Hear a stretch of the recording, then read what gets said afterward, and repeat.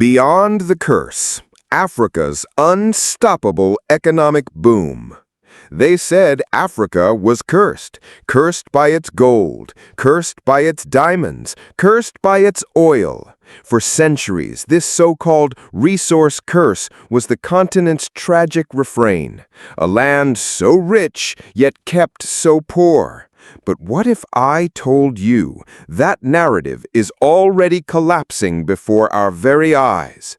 That Africa, once defined by famine, coups, and corruption, is now standing on the threshold of an unstoppable economic boom. This is not a dream. This is happening right now. And if you blink, you might just miss the making of the next global powerhouse. The curse explained. For decades, economists spoke of the resource curse. The paradox was simple. Nations blessed with abundant oil, gas, and minerals often suffered the most: poverty, inequality, and war. Nigeria's oil boom of the 1970s?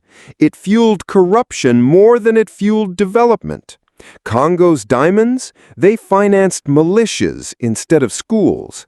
Sierra Leone's gold? It became blood in the soil.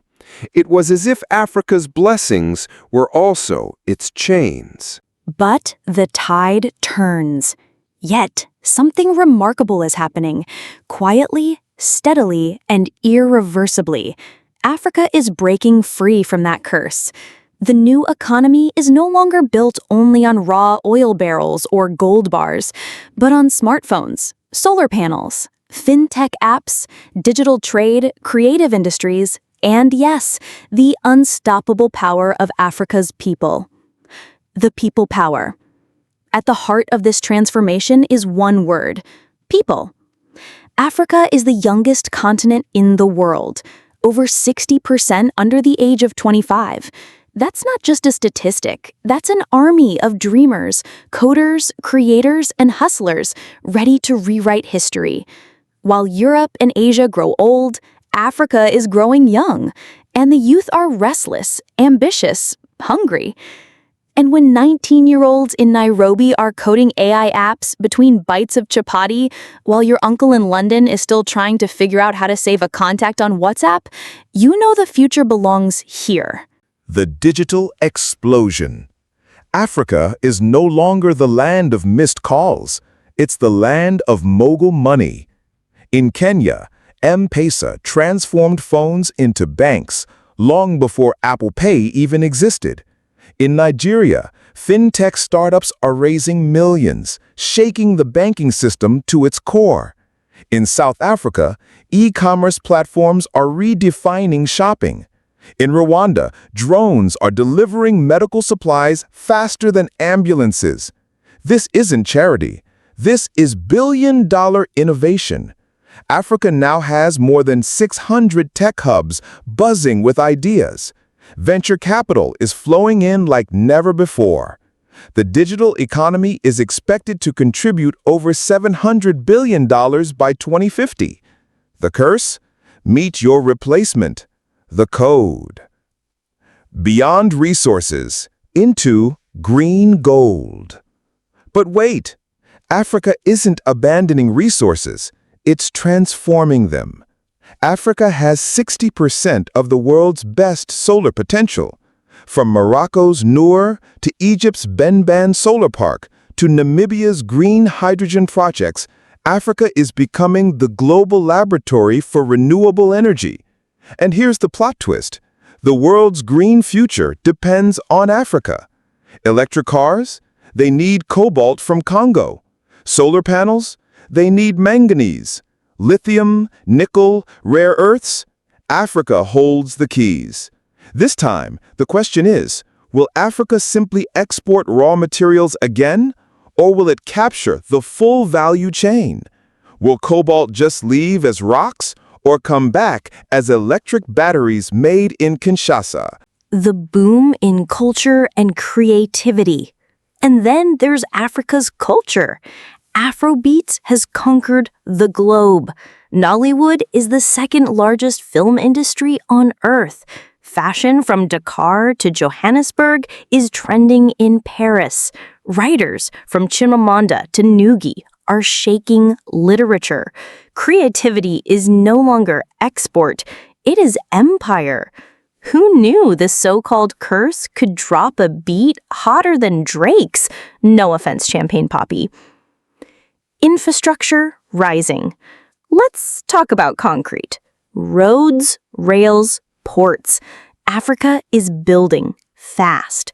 From Ethiopia's Grand Renaissance Dam to Kenya's standard gauge railway, from Senegal's new airports to Nigeria's Dangote refinery, the continent is investing in itself like never before. Yes, debt is a debate.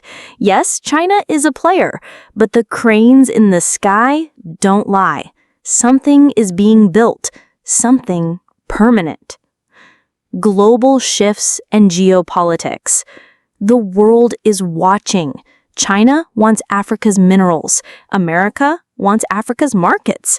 Europe wants Africa's partnership. The Gulf wants Africa's land.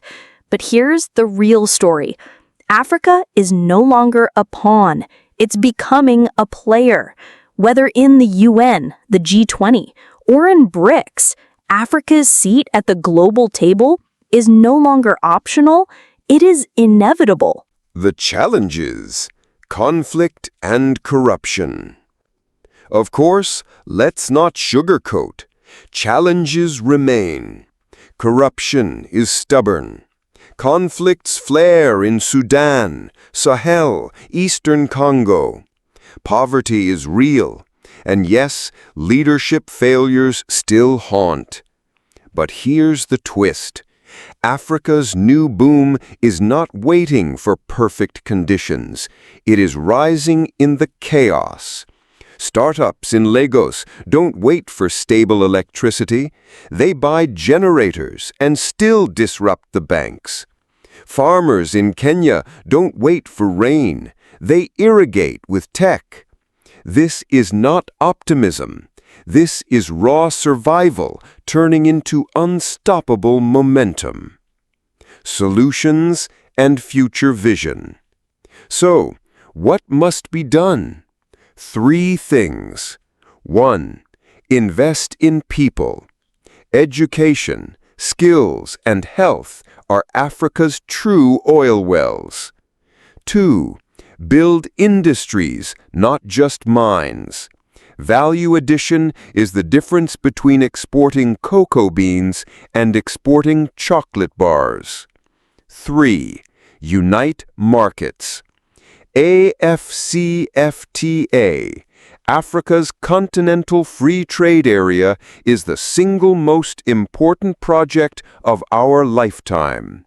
One market, 1.4 billion people. Unstoppable. Closing call to action. They said Africa was cursed, but maybe, just maybe, Africa was never cursed at all. Maybe the curse was the story told about Africa. Today, that story is ending. A new chapter has begun. From tech hubs to solar farms, from music stages to megacities, from startups to superhighways, Africa is booming, and this boom is unstoppable. This is Africa Unfiltered. This is AfroRise TV. Africa, keep rising.